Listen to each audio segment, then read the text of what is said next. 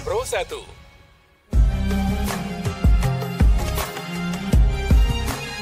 Mutiara Pagi Pro 1.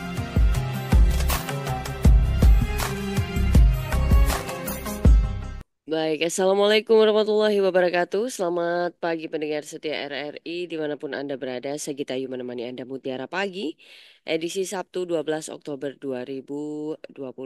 Dan pendengar, kali ini di Mutiara Pagi, saya sudah bersama dengan narasumber kita, Ustadz Taufikur Rahman, selaku penyuluh agama kantor Kemenak Kabupaten Sumeneb. Sudah tersambung kami melalui Zoom. Assalamualaikum Ustadz Taufik. Waalaikumsalam warahmatullahi wabarakatuh. Iya, kabar baik hari ini Ustadz. Alhamdulillah baik, sehat walafiat. Oke, baik. Dan mendengar kita akan ngobrol terkait dengan suami istri laksana pakaian. Ini kalau bicara pakaian seperti atasan bawahan begitu Ustadz ya. Seperti baju dan celana. Jadi bagaimana keduanya begitu. Ini saling ketergantungan barangkali. Nah, ini akan dijelaskan pendengar melalui mukadimah oleh Ustadz Taufik Rahman. Nanti saya undang Anda juga di 665 396 662 317 kode area 0328 atau 0811 3345 101 yang ingin berdiskusi dan bertanya nanti di sesi dialog. Silakan sebagai penghantar di pagi hari ini Ustadz terkait dengan topik kita. Baik, bismillahirrahmanirrahim. Assalamualaikum warahmatullahi wabarakatuh. Innal hamdalillah nahmaduhu wa nasta'inuhu wa nastaghfiruh wa na'udzu billahi min shururi anfusina wa min sayyiati a'malina. May yahdihillahu fala mudilla lahu wa may yudlil fala hadiya lahu. Asyhadu an la ilaha illallah wahdahu la syarika lah wa asyhadu anna Muhammadan abduhu wa rasuluhu la nabiyya ba'dah. Allahumma salli ala Muhammad wa ala ali Muhammad kama sallaita ala ali Ibrahim wa barik ala Muhammad wa ala ali Muhammad kama barakta ala ali Ibrahim fil alamin innaka Hamidum Majid. Rabbi shrah li sadri wa yassir li amri wa hlul 'uqdatam min lisani yafqahu qawli amma ba'du. Para pendengar yang dirahmati oleh Allah, alhamdulillah kita bersyukur kepada Allah Subhanahu wa taala atas segala karunia-Nya. Allah Subhanahu wa taala masih memberikan kita nikmatnya dan diberikan oleh Allah Subhanahu wa taala nikmat sehat sehingga bisa beraktivitas di pagi ini dalam keadaan nyaman. Kita juga diberikan oleh Allah Subhanahu wa taala nikmatul iman, bisa menghambakan diri kepada Allah Subhanahu wa taala, melakukan aktivitas-aktivitas kebaikan, memberikan manfaat terhadap sesama manusia. Para pendengar yang dirahmati oleh Allah, ada hal yang mungkin miris yang kita dengar akhir-akhir ini termasuk juga apa yang terjadi kepada sebagian dari warga Kabupaten Sumeneb, adanya kekerasan di dalam rumah tangga yang dilakukan oleh seorang suami terhadap istrinya yang sampai mengakibatkan kematian. Nah, bagaimana sesungguhnya Islam itu melihat hubungan antara seorang suami dengan istri? Ada ungkapan yang indah yang sesungguhnya bisa kita lihat di dalam Al-Quran tentang hubungan antara suami istri. Allah Subhanahu wa taala menyatakan, a'udzubillahi minasyaitonir rajim. Hunna libasul lakum wa antum libasul lahun. Mereka istri itu adalah pakaian bagimu dan kalian juga adalah pakaian bagi istri.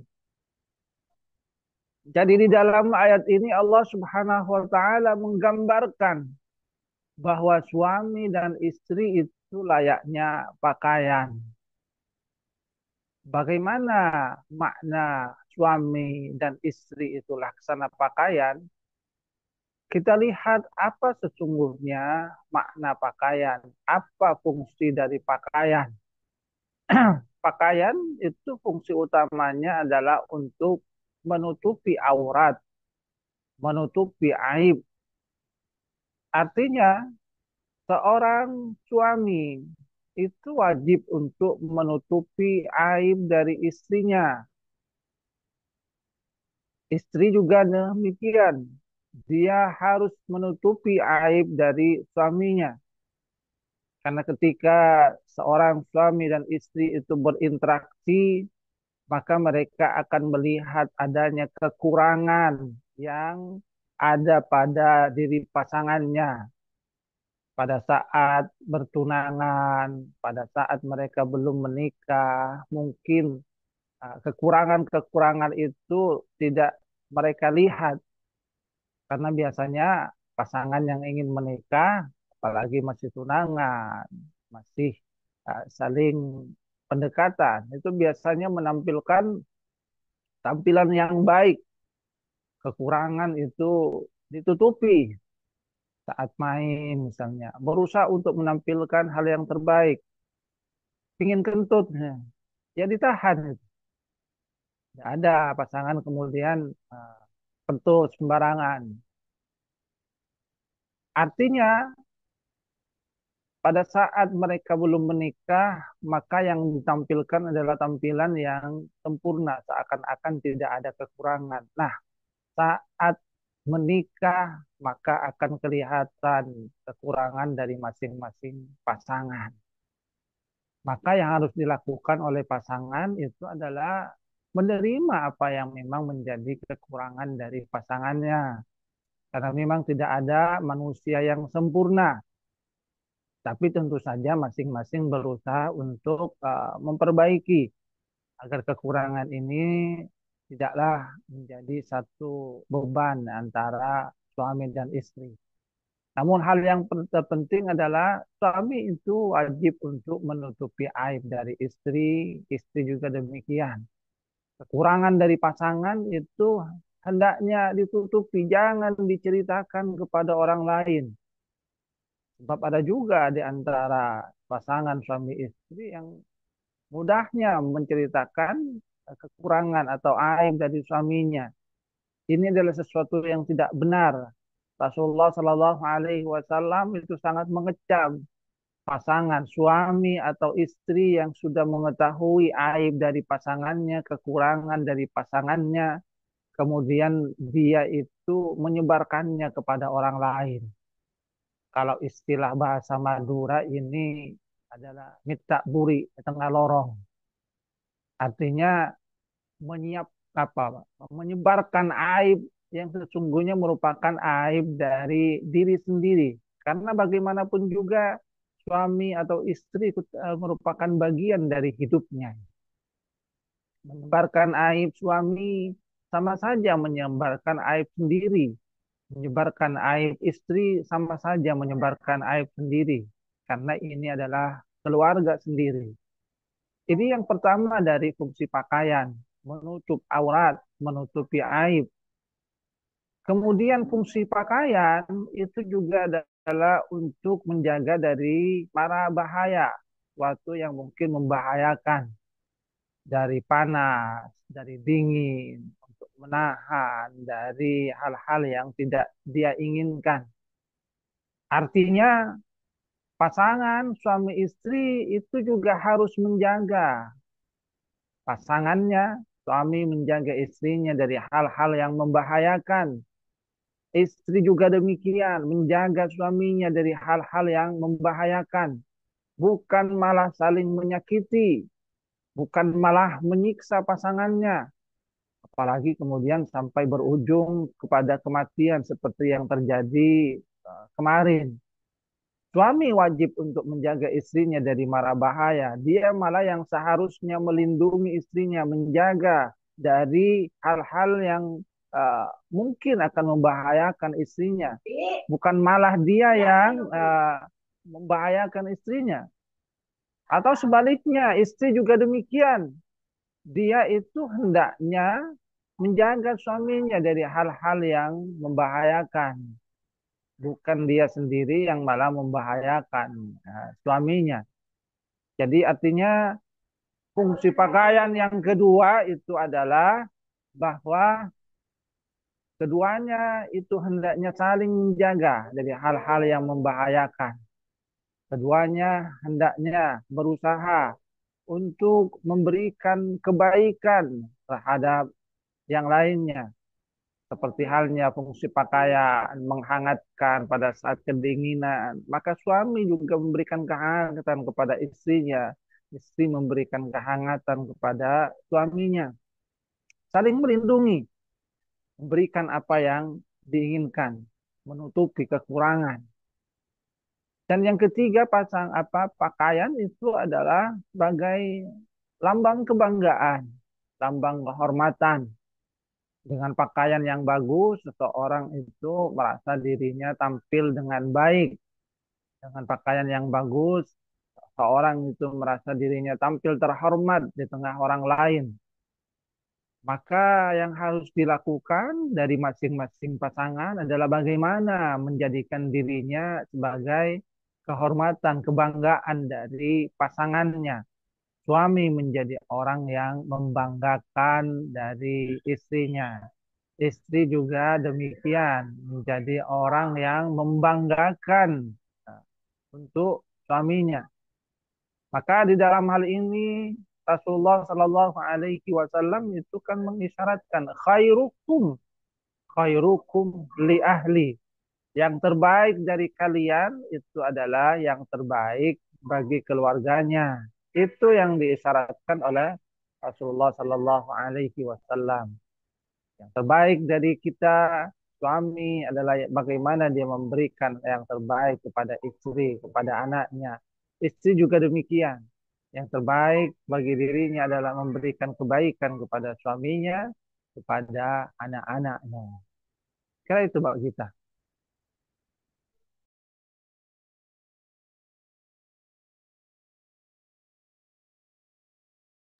Oke, baik pendengar, saya undang Anda di 665 396 662 kode area 0328 atau di 081133450101 ya. Saya undang Anda. Halo.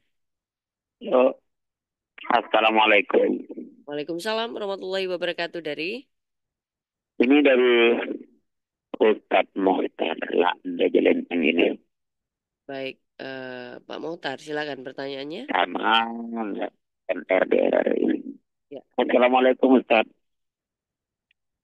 Waalaikumsalam. Waalaikumsalam warahmatullahi Ini wabarakatuh. ada salah satu pertanyaan yang sempat menggelitik hati kita terkait adanya kejadian yang seperti yang Ustadz kemukakan Ya. barusan, Ya. kejadian yang sangat mengiris kalbu kita akhir-akhir ini terkait adanya pasangan suami istri yang semakin menjawab pemberitaannya ke media-media ini. Yang menjadi pertanyaan, Ustaz, bagaimana kalau misalnya ada pasangan suami istri yang salah satu pihak saling membuka aib keluarganya. Nah, bagaimana konsep Islam nanti kalau ada kedua belah pihak saling membuka aib keluarganya? Artinya sudah tidak eman lagi, sudah tidak empati lagi terhadap keluarganya. Sampai terjadi pembunuhan. Nah, bagaimana konsep Islam? Mohon pencerahan, Ustaz. Baik. Udah ya, Ustaz. Assalamualaikum warahmatullahi wabarakatuh. Waalaikumsalam warahmatullahi wabarakatuh. Terima kasih Pak Mohtar. Ini tadi sudah dijelaskan oleh Ustadz Taufik. Mungkin bisa di ini ya detailkan kembali ini barangkali Ustadz terkait dengan hal ini. Baik, tadi sudah saya sampaikan bahwa Rasulullah Shallallahu Alaihi Wasallam sendiri itu sudah mengecam. Jadi Rasulullah itu mengecam seseorang yang mengetahui tentang aib dari pasangannya, akan tetapi dia kemudian malah menyebarkannya kepada orang lain. Baik.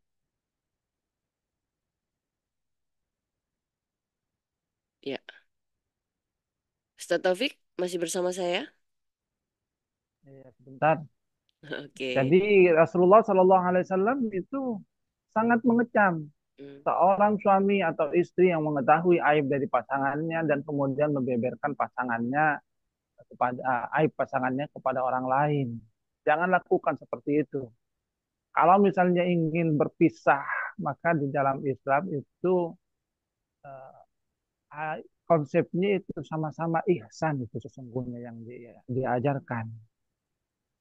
Jadi Allah Subhanahu wa taala dalam Quran misalnya menyatakan at-talaqu marratani fa imsakun bi ihsan fa imsakun bi ma'ruf au tasrihun bi ihsan. Talak itu dua kali. Kalau sudah dua kali maka kata Allah Subhanahu wa taala hendaknya dipertahankan. Kalau mau dipertahankan, pertahankanlah dengan baik. Kalau mau berpisah, maka berpisahlah juga dengan baik. Itu yang diajarkan di dalam agama. Bukan karena berpisah, setelah itu uh, saling mengungkap aib dari pasangannya. Apa sebetulnya manfaat dari mengungkap aib pasangan? Hmm. Bagaimanapun juga itu adalah pernah menjadi bagian dari kehidupan kita. Apalagi misalnya punya anak, bagaimanapun juga itu akan mempunyai beban terhadap anaknya. Saat seorang istri mengungkapkan aib dari suaminya yang merupakan ayah dari anaknya, maka itu kan mengungkapkan aib dari ayah anaknya sendiri. Demikian juga ketika suami mengungkapkan aib dari istrinya atau mantan istrinya, itu kan mengungkapkan aib dari ibu anaknya sendiri. Jadi di dalam Al-Quran, fa imsakun bi ma'ruf au tasrihun bi ihsan. Itu konsepnya. Kalau memang masih ingin bersama, maka bersamalah itu dengan baik, pertahankan dengan cara yang baik. Kalaupun mau berpisah, maka berpisahnya itu juga dengan ihsan, dengan cara yang baik juga. Tidak usah dibeberkan pasangannya. Makanya kalau mau berpisah misalnya, sudah sampaikan saja misalnya saya sudah tidak cocok lagi dengan dirinya, ada prinsip yang misalnya tidak tidak sejalan. Jangan malah mengarang cerita-cerita tentang hal yang tidak benar, itu malah berujung pada fitnah. Walaupun misalnya benar, itu kan juga hal-hal yang tidak baik. Kecuali memang diperlukan oleh hakim, misalnya tentang KDRT, mengungkapkan kepada hakim bahwasanya dia selama ini diperlakukan keras sehingga meminta fasah itu ya agar pernikahannya itu dibatalkan oleh diputuskan oleh hakim karena dia sudah tidak tahan lagi hidup bersama dengan suaminya yang selalu menyakiti dirinya. Tapi itu di dalam rangka untuk apa ya menyampaikan kepada hakim karena di antara hal yang boleh dilakukan mengungkapkan aib orang lain itu adalah pada saat di pengadilan Dan jauh yang dibutuhkan ya, bukan di dalam rangka untuk menyebarkan aib tapi di dalam rangka untuk mendukung mungkin gugatan mendukung data-data yang diperlukan oleh hakim. Jadi tujuannya itu bukan untuk mengungkap aib akan tapi untuk memaparkan fakta yang diharapkan bisa membuat hakim itu bisa memutuskan dengan baik dan benar. Tapi konsep di dalam agama, kalau mau kita bersama maka pertahankan dengan baik. Kalau memang mau berpisah, berpisahlah dengan baik. Dulu bertemu dengan baik, menikah dengan baik, maka berpisah pun itu dengan di baik. dalam konsep agama berpisahlah dengan baik, baik saja. Siapa tahu nanti ingin kembali lagi.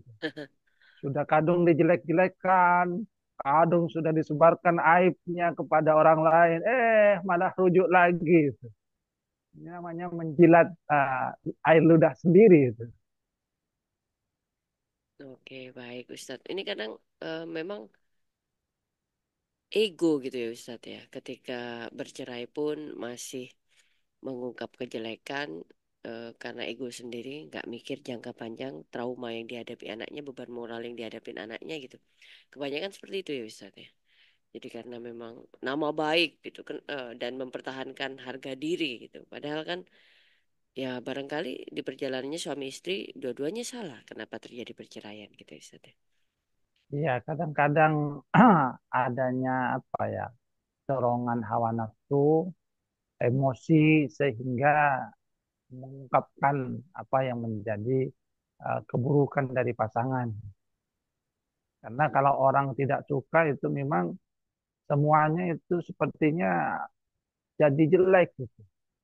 Bagaimana ungkapan wa ainur ridho an kulli aibin kalilah kama anna aina sukti tubdil masawi. Kalau mata diliputi cinta, maka terhadap celah menjadi buta. Tapi kalau benci melamuri mata, yang tampak itu hanya yang nista. Jadi semuanya itu terlihat tidak baik itu kalau orang sudah kadung benci. Tapi kalau sudah cinta, tidak ada yang tidak baik, semuanya baik. Jadi kadang-kadang seperti itu. Maka di dalam agama itu diajarkan konsep ihsan. Ya. Kalau mau berpisah, tetaplah berpisah dengan cara yang baik. Jangan malah kemudian berpisah dengan tidak baik. Bertemu dengan baik, berpisah pun dengan cara yang baik pula. Baik. Ini kalau Ustadz menyebutkan tadi terkait dengan KDRT yang terjadi Ustadz ya, di Kabupaten Sumeneb ini bahkan kemarin kita juga update itu jaraknya nggak sampai 1 hari kemudian terjadi lagi gitu. KDRT di Kabupaten Sumeneb yang mana seharusnya dalam keluarga kita tahu itu menjadi pelindung ya namanya suami itu ya Ustaz. Nah, kemudian kalau bicara mengenai ini ya dalam Islam Ustaz. Bagaimana ketika suami ini mendidik istri? Apakah memang diperbolehkan untuk memukul begitu pada tempat tertentu dengan barangkali hentakan tertentu untuk menyadarkan istri atau bagaimana? Ini supaya mungkin em, menambah pengetahuan kita gitu terkait dengan fitrahnya suami dan istri Ustaz. Baik, di dalam Al-Quran itu ada petunjuk bagaimana memberikan pendidikan terhadap istri. Pertama adalah fa'idhuhunna, yaitu hendaklah kamu itu memberikan nasihat. Itu yang pertama yang diajarkan oleh Allah Subhanahu wa taala di dalam Al-Qur'an. Jadi suami memberikan nasihat kepada istrinya tentang hal-hal yang rasanya mungkin tidak baik. Karena bagaimanapun juga suami itu bertanggung jawab terhadap istrinya. Dia nanti yang akan diminta pertanggungjawaban di sisi Allah Subhanahu wa taala, apakah dia itu mendidik istrinya dengan baik atau tidak? Apakah malah membiarkan? Kalau dia membiarkan istrinya melakukan hal-hal yang tidak baik, maka dia juga akan kena hukumannya di sisi Allah Subhanahu wa taala karena dia melalaikan tugas dan tanggung jawabnya untuk memberikan pendidikan kepada istrinya. Fa'iduhunna. Kalau nasihat itu sudah tidak bisa, kemudian kepada yang kedua, wahjuruhunna fil madaji, yaitu memisahkan diri di ranjang. Memisahkan diri itu bisa, tidak mesti harus pisah ranjang ya. Kalau dalam kitab tafsir itu dikatakan mungkin posisinya yang berbeda.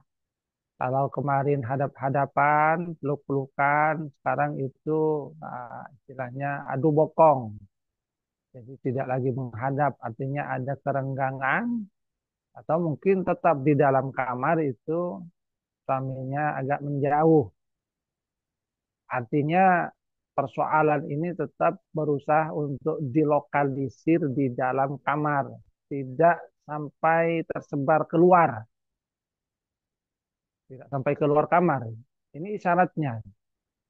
Jadi tetap di dalam kamar sehingga kalau api itu istilahnya kalau api itu masih ada di dalam kamar itu kan lebih mudah untuk dipadamkan. Beda kalau sudah tersebar keluar, ada banyak orang yang menyiram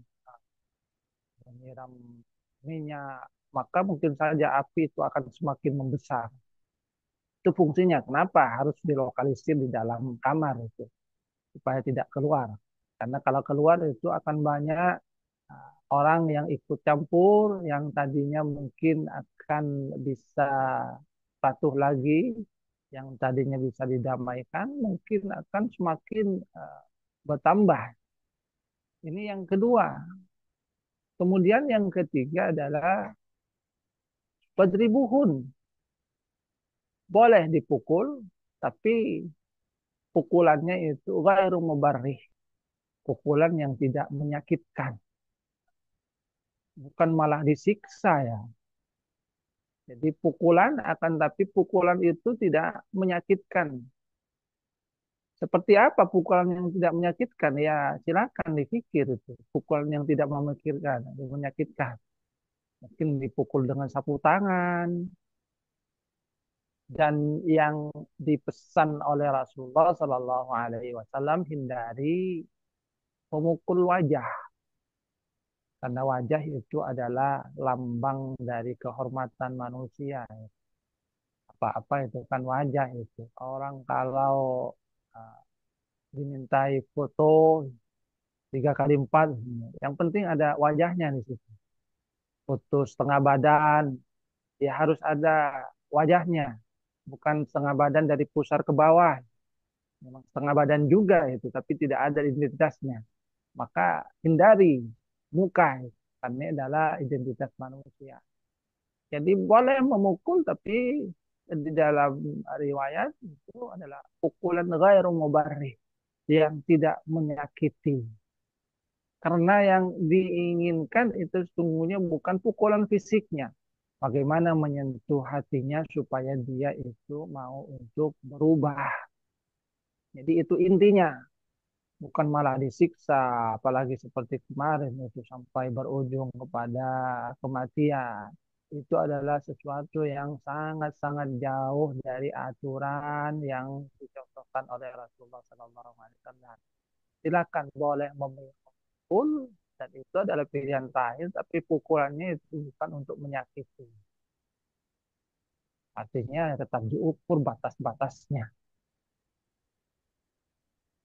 Saya kira itu. Baik. Jadi pukulan itu adalah pukulan yang tidak menyakiti.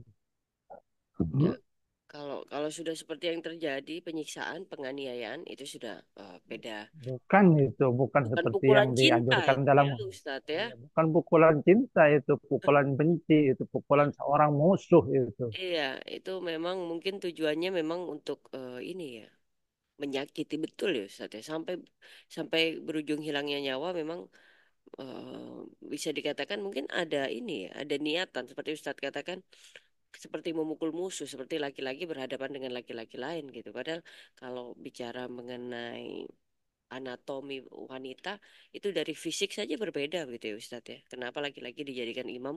Karena memang fisik yang berbeda. Ya, jadi memang yang harus diperlakukan nah, tetap perlakuan atas dasar cinta. Kalau orang itu cinta, maka memukul pun itu adalah memukul dengan cinta. Ya, mungkin seperti halnya yang dilakukan oleh seorang guru yang Iya. benar-benar kepada muridnya. Mm-mm. Saya tidak memukul kamu, saya ingin memukul uh, sifat tidak baik pada diri kamu. Dan pukulannya itu bukan kemudian bertubi-tubi, Mm-mm. paling dicubit, Mm-mm. dipukul 1 kali sudah selesai, bukan malah disiksa seperti tadi. Baik. Ini eh, saya punya teman begitu Ustaz. Ini jadi contoh baik juga ketika suami istri bagaimana berinteraksi suami istri. Jadi seorang istrinya karena rumahnya di pinggir jalan gitu Ustaz, di pinggir jalan raya, seorang istri itu sering memperhatikan jalan, keadaan jalan dan sering mengamati dan akhirnya sering berbicara gitu. Oh, mengamati, mengomentari orang gitu. Oh, itu tadi lewat si tetangga lewat pakai baju ini begini-begini. Sudah dikasih tahu sama suaminya tapi tetap karena rumahnya di pinggir jalan, akhirnya rumahnya dijual, masuk ke dalam gang, beli rumah di dalam gang gitu, Ustaz. Jadi tidak bisa melihat jalan gitu. Ini solusi yang bagus gitu. Saya kadang melihatnya, suaminya bilang sudah nggak bisa dikasih tahu, berarti harus ada tindakan gitu ya. Berarti pindah rumah nih. Ini memang kebijakan Ya, suami itu sangat dibutuhkan sekali begitu dalam rumah tangga, Ustaz ya.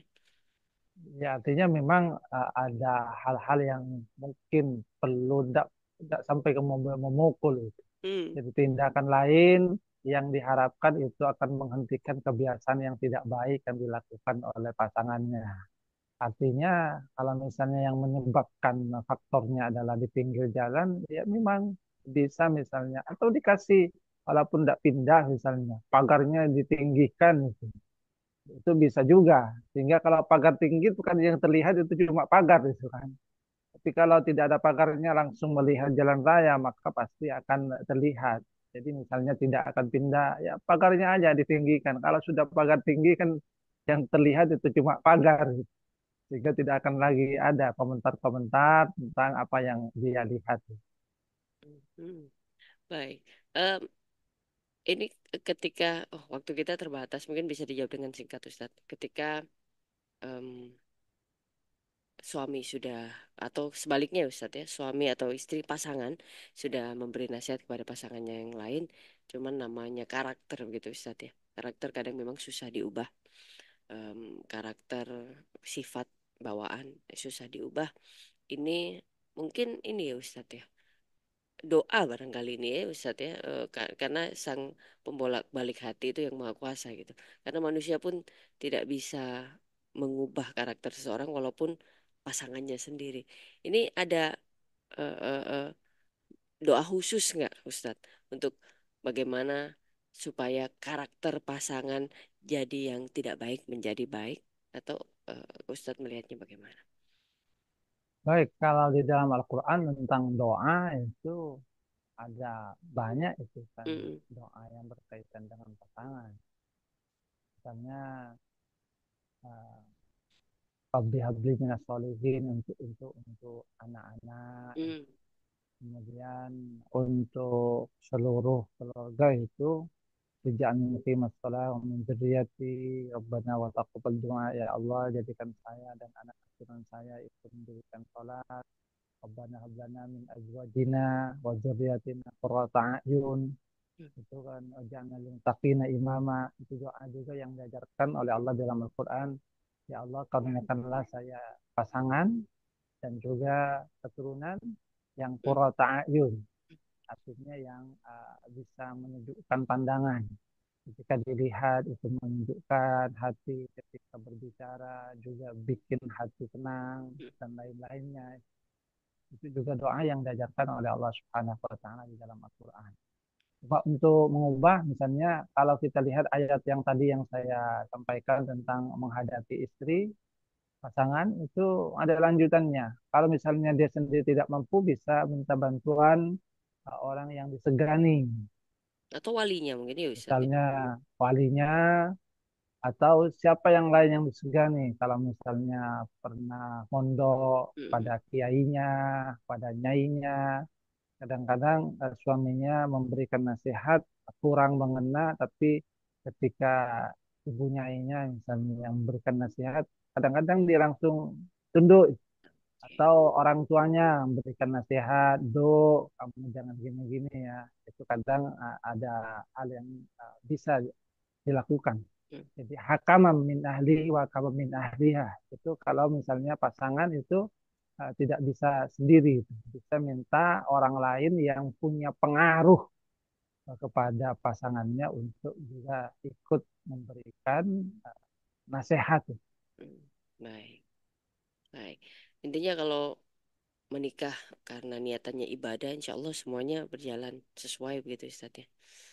Ya, insya Allah, Mm. karena kita memasrahkan semuanya itu kepada Allah Subhanahu wa Ta'ala. Baik, Dan itu baik. doa itu adalah satu hal yang harus kita panjatkan kepada Allah. Oke, baik. Terima kasih Ustaz Taufik Rahman. Waktu kita terbatas. Padahal banyak nih yang mau saya tanyakan nih terkait dengan curhatan. Mungkin di sesi lain Ustaz ya bisa bertemu kembali. Tapi terima kasih banyak. Ini edukasi kepada masyarakat bagaimana kita sama-sama menekan tingkat kekerasan KDRT di Kabupaten Sumeneb dan edukasi juga em, terkait bagaimana fitrahnya pakaian ini ya Ustadz ya. Ya kalau disebutkan di awal tadi suami istri itu layaknya pakaian.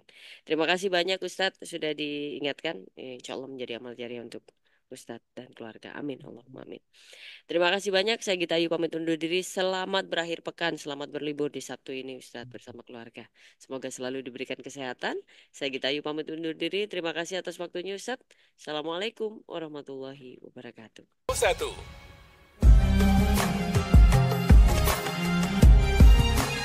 Mutiara Pagi Pro 1.